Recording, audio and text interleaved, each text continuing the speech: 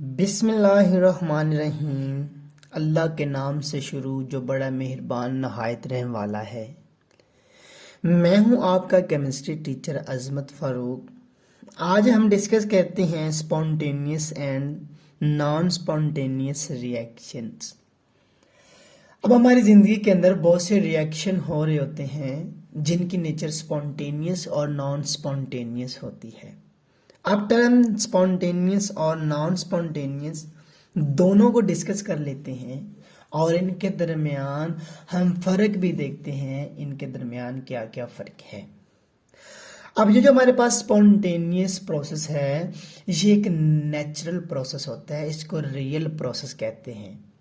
ये हकीकत में हमारी रोज़मर्रा की ज़िंदगी के अंदर एग्जिस्ट कर रहा होता है और जनरली हम कह देते हैं कि ये जो हमारे पास नॉन स्पॉन्टेनियस प्रोसेस है ये हमारी रियल लाइफ के अंदर एग्जिस्ट नहीं करता, लेकिन चंद एक्सेप्शंस भी हैं, वो इंशाल्लाह हम एग्जांपल्स के अंदर देखेंगे। तो आइए स्पॉन्टेनियस रिएक्शन को हम डिफाइन कर लेते हैं। The process which take place on its own without any outside assistance and move from non-equilibrium state to equilibrium state। अब ये ऐसा रिएक्शन है, एक ऐसा प्रोसेस है जो खुद ब खुद वकूफ़ पज़ीर होता है किसी आउटसाइड असिस्टेंस के लिए। अब असिस्टेंस से मुराद है कोई हेल्प, कोई मदद, कोई फोर्स, यानी किसी फोर्स के बगैर ये क्या करता है, खुद ब खुद वकूफ़ पज़ीर होता है और हमेशा क्या करता है कि नॉन इक्विलिब्रियम स्टेट से इक्विलिब्रियम स्टेट के अंदर तब्दील होता है। और दूसरी तरह हमारे पास है non spontaneous, the process which doesn't take place on its own.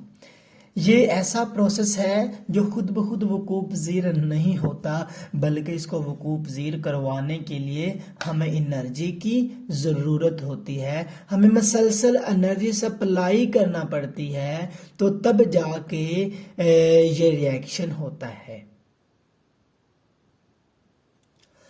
अच्छा जी, ये जो हमारे पास स्पॉन्टेनियस है, स्पॉन्टेनियस प्रोसेस है, ये एक नेचुरल प्रोसेस होता है और ये यूनिडायरेक्शनल और इरिवर्सिबल होता है। दूसरी तरफ हमारे पास नॉन स्पॉन्टेनियस है, ये आम तौर पर नेचर के अंदर एग्जिस्ट नहीं करता, लेकिन एक्सेप्शंस हैं यहाँ पे भी। अच्छा जी, यहाँ पे some non spontaneous process made spontaneous by continuous supply of heat energy. अब क्योंकि ये नॉन स्पॉन्टेनियस तो एग्जिस्ट ही नहीं करते, इनको स्पॉन्टेनियस बनाया जाता है। कैसे? इनको मसलसल हीट एनर्जी दे के या कोई फोर्स अप्लाई करके या इनको मसलसल एनर्जी प्रोवाइड करके। अच्छा जी, आगे एग्जाम्पल्स हैं, एग्जाम्पल्स की बात कर लेते हैं। अब स्पॉन्टेनियस एग्जाम्पल से आपको वाज़िया हो जाएगा कि स्पॉन्टेनियस और नॉन स्पॉन्टेनियस प्रोसेस में क्या फ़र्क है। पहली एग्जांपल है स्पॉन्टेनियस की, water flows from higher level to lower level. अब देखिए, ये एक नेचुरल फिनोमेना है। जब वाटर जो है, अगर आपके पास एक पहाड़ है, पहाड़ के ऊपर पानी है, तो आप ऊपर से गिराएंगे या नेचुरली तौर पे पहाड़ों से पानी क्या करता है, नीचे की तरफ हाइट से जो नीची जगह होती है वहाँ पे क्या करता है, ये फ्लो करता है। तो इसीलिए हम कहेंगे the water flows from high level to lower level is called spontaneous process। और इस तरह का और एग्जांपल है हमारे पास, neutralisation of strong acid with base, यानी स्ट्रॉन्ग बेस और स्ट्रॉन्ग एसिड का जो आपस में न्यूट्रलाइजेशन रिएक्शन है, वो भी क्या है, हमारे पास एक स्पॉन्टेनियस प्रोसेस है। और इससे आगे हमारे पास है एक और reaction of zinc with copper sulphate. ये जो कॉपर सल्फेट और जिंक का रिएक्शन होता है, ये भी क्या होता है, एक स्पॉन्टेनियस प्रोसेस होता है। अब इसके अंदर होता क्या है, जिंक और कॉपर सल्फेट जब आपस में रिएक्ट करते हैं तो इसमें कॉपर सल्फेट का जो कलर होता है पेल ब्लू होता है। जब ये आपस में रिएक्ट करते हैं, रिएक्शन जब हो जाता है तो यहाँ पे कॉपर सल्फेट का जो कलर होता है, ब्लू कलर जो होता है, वो डिसअपीयर हो जाता है। तो इससे हमें पता चल जाता है कि हमारा जो रिएक्शन है वो हो गया है। कलर चेंज होने से हमें पता चलता है कि हमारा रिएक्शन हो चुका है। अच्छा जी, आगे हमारे पास है जी, और इसकी देख लेते हैं जी। Some spontaneous reaction require energy to start, after this they go on itself to complete. अब देखिए ना, मैंने कहा कि यहाँ पे कुछ एक्सेप्शंस भी हैं, क्योंकि हमने डेफिनेशन के अंदर पढ़ा कि स्पॉन्टेनियस रिएक्शन जो है वो रिएक्शन है जो खुद ब खुद होते हैं, जिनको एक्सटर्नली तौर पे आउटसाइड से कोई एनर्जी प्रोवाइड नहीं करना पड़ती। लेकिन यहाँ पे एक्सेप्शन ये है कि यहाँ पे थोड़ी सी कुछ रिएक्शन ऐसे हैं जो स्पॉन्टेनियस हैं, जिनको आप थोड़ी सी एनर्जी दे दें वो बाद में खुद ब खुद होते हैं, तो उनको भी हम कहते हैं वो स्पॉन्टेनियस रिएक्शन है। मसलन फॉर एग्जांपल है बर्निंग ऑफ कोल है, आपके पास कोल की बर्निंग है, कोल आपके पास बर्न हो रहा है, उसको आप थोड़ी सी वो जो आप थोड़ी सी उसको आग लगाते हैं वो लगाएंगे सिर्फ एक बारी, बाद में वो क्या करेगा, खुद ब खुद जलेगा। तो इसलिए हम कहेंगे ये बाद में क्या बन जाएगा, एक स्पॉन्टेनियस प्रोसेस। इस तरह हाइड्रोकार्बन्स हैं। अब बर्निंग ऑफ कैंडल भी है आपके पास, ये जो कैंडल है, मोमबत्ती है, इसको आप एक बार आग लगा देते हैं तो बाद में बड़ी तेजी के साथ जलना शुरू हो जाती है। पहले देखिए आप थोड़ी सी एनर्जी इसको प्रोवाइड करते हैं तो बाद में ये क्या करती है, आपको ज्यादा एनर्जी प्रोवाइड करती है। तो ये एक कौन सा प्रोसेस है, स्पॉन्टेनियस प्रोसेस। अच्छा जी, आगे और बात कर लेते हैं नॉन स्पॉन्टेनियस प्रोसेस की, इसके एग्जांपल्स की बात कर लेते हैं। सबसे पहले pumping of water up hill. अब देखिए ना, हमने कहा कि ये वो नॉन स्पॉन्टेनियस ऐसा प्रोसेस है जिसको वकूफ़ पज़ीर करवाने के लिए हमें मसलसल एनर्जी देना पड़ती है, जिसको स्पॉन्टेनियस बनाने के लिए हमें मसलसल एनर्जी देना पड़ती है। तो अब देखें, जब वाटर जो है आपका नीचे है, आपने उसको छत पे लेके जाना है, छत के ऊपर जो टैंकी पड़ी हुई है उसके अंदर लेके जाना है, तो आपको मसलसल एनर्जी प्रोवाइड करना पड़ेगी। आप क्या करते हैं, एक पंप को इलेक्ट्रिकल एनर्जी देते हैं, वो एनर्जी क्या करती है, वाटर को ऊपर लेके जाती है। मतलब ये है कि आपको पंप चलाना पड़ता है, पंप चलेगा तो पानी ऊपर जाएगा, अगर पंप बंद कर देंगे तो पानी का जो ऊपर फ्लो है वो क्या हो जाएगा, कम। तो इसलिए हम कहते हैं जो पानी का ऊपर जाना है वो मसलसल एनर्जी एब्जॉर्ब करता है। तो ये कौन सी एग्जांपल है, नॉन स्पॉन्टेनियस की, यानी नॉन स्पॉन्टेनियस को हमने स्पॉन्टेनियस बनाया।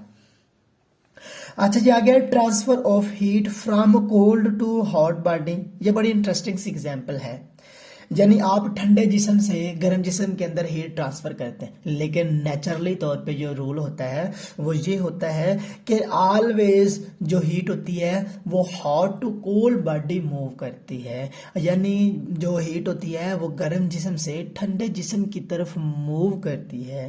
तो अब देखिए, जब कभी आप फ्रीजर का दरवाजा ओपन करें, आपका घरों के अंदर फ्रीजर हैं, फ्रिज हैं, उनका दरवाजा ओपन करें तो आप फ्रिज को क्या करते हैं, मसलसल इलेक्ट्रिकल एनर्जी प्रोवाइड कर रहे होते हैं, वो ठंडक प्रोड्यूस कर रही होती है। तो होता क्या है, फ्रिज की निस्बत, फ्रिज के अंदर वाला जो टेम्परेचर है उसकी निस्बत बाहर जो आपका रूम का टेम्परेचर है, जिसको आप सराउंडिंग कहते हैं, उसका जो टेम्परेचर है वो क्या है, ज़्यादा। तो अब देखिए, जब आप फ्रिज का दरवाज़ा ओपन करेंगे तो क्या होगा, वहाँ से जो ठंडक होगी ना फ्रिज से, वो बाहर की तरफ मूव करेगी। तो हम क्या कहते हैं, ये जो ठंडक का बाहर आपके रूम के अंदर आना है, ये कौन सी एग्जांपल है, नॉन स्पॉन्टेनियस की। क्यों, क्या आप देखें, अगर आप बिजली को बंद कर दें वो ठंडक खत्म हो जाएगी, तो जब ठंडक खत्म होगी तो वो रिएक्शन नहीं होगा। तो इससे मुराद है आप मसलसल इसको इलेक्ट्रिकल एनर्जी प्रोवाइड कर रहे हैं जो ठंडक प्रोड्यूस कर रही है। अच्छा जी, आगे मजीद आगे चलते हैं, अपने टॉपिक को आगे लेके चलते हैं।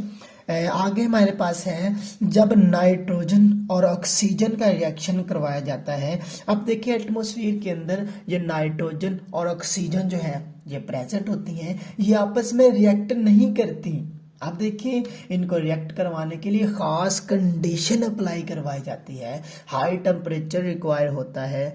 लेकिन जब एटमॉस्फेयर के अंदर ये मौजूद होती हैं, तो जब लाइटनिंग बोल्ट जो है वो पैदा होती है नेचुरली तौर पे, तो उसी लाइटनिंग बोल्ट्स की वजह से, जो आसमानी बिजली है उसी की वजह से नाइट्रोजन और ऑक्सीजन जो है आपस में रिएक्ट करते हैं। मतलब ये है कि वो जो लाइटनिंग है वो इनको एनर्जी प्रोवाइड करती है, तो इसी के अंदर ही ये क्या करते हैं, रिएक्ट करते हैं और नाइट्रोजन के ऑक्साइड बनाते हैं। तो हम ये कहेंगे इनको एनर्जी मुसलसल प्रोवाइड हुई है, किससे, लाइटनिंग बोल्ट से। तो हम ये कह देंगे कि ये कौन सा रिएक्शन है, ये हमारे पास नॉन स्पॉन्टेनियस रिएक्शन है, नॉन स्पॉन्टेनियस रिएक्शन है। हम तो जनरली तौर पे ये कह सकते हैं, जनरली आम तौर पे, लेकिन सारे रिएक्शन को हम नहीं कह सकते। हम आम तौर पे ये कहते हैं, हमारे पास जो एक्सोथर्मिक रिएक्शन हैं उनको हम स्पॉन्टेनियस रिएक्शन कहते हैं, क्योंकि हमें पता है जब भी रिएक्टेंट को आपस में रिएक्ट किया जाता है तो खुद ब खुद रिएक्शन स्टार्ट हो जाता है और एनर्जी क्या होती है, रिलीज होती है। तो रिएक्शन कौन सा बन जाता है, स्पॉन्टेनियस। एंडोथर्मिक रिएक्शन को हम नॉन स्पॉन्टेनियस कह सकते हैं, क्यों कि जब भी एंडोथर्मिक रिएक्शन के अंदर जो रिएक्टेंट होते हैं उनको जब तक एनर्जी प्रोवाइड नहीं की जाती तो वो क्या करती हैं, आपस में रिएक्ट नहीं करते। तो इसलिए हम आम तौर पे ये बात कह देते हैं, लेकिन यहाँ पे भी एक्सेप्शंस हैं। लेकिन हम ये रिएक्शन के एक्सो और एंडोथर्मिक होने से ये नहीं कह सकते कि ये जो रिएक्शन है ये स्पॉन्टेनियस है और ये जो रिएक्शन है ये नॉन स्पॉन्टेनियस रिएक्शन है। ये इन्फॉर्मेशन काफ़ी नहीं है रिएक्शन की, रिएक्शन को स्पॉन्टेनियस बताने के लिए कि ये जो रिएक्शन है वो स्पॉन्टेनियस है। तो हमें क्या करना पड़ता है, ये जो सिस्टम है इसकी जो इंटरनल जो फ्री एनर्जी है इसको हमें चेक करना पड़ता है कि इसकी वैल्यू कैसी है। इसका एक रिलेशन मैंने लिखा हुआ है यहाँ पे, डेल जी जो है ये गिब्स फ्री एनर्जी है, इसका जो रिलेशन है डेल एच इंथाल्पी है, माइनस टी है ये टेम्परेचर है, डेल एस जो है वो इंट्रोपी है। यहाँ पे आप देखें, यहाँ पे कुछ इन्फॉर्मेशन है। अगर हमारे पास फ्री एनर्जी की जो वैल्यू है वो पॉजिटिव आ रही होगी, पॉजिटिव से मुराद होगा कि आपको एनर्जी देना पड़ेगी जहाँ पे रिएक्शन करवाने के लिए। तो अच्छा जी देखें जी, जहाँ पे पॉजिटिव होगी वैल्यू तो हम कहेंगे कि ये रिएक्शन जो होगा वो नॉन स्पॉन्टेनियस होगा। और अगर ये एनर्जी जो होगी वो माइनस के अंदर आएगी तो हम कहेंगे ये स्पॉन्टेनियस होगा। और अगर ये ज़ीरो होगी एनर्जी तो हम कहेंगे कि ये कौन सी कंडीशन आ चुकी है, इक्विलिब्रियम की कंडीशन आ चुकी है।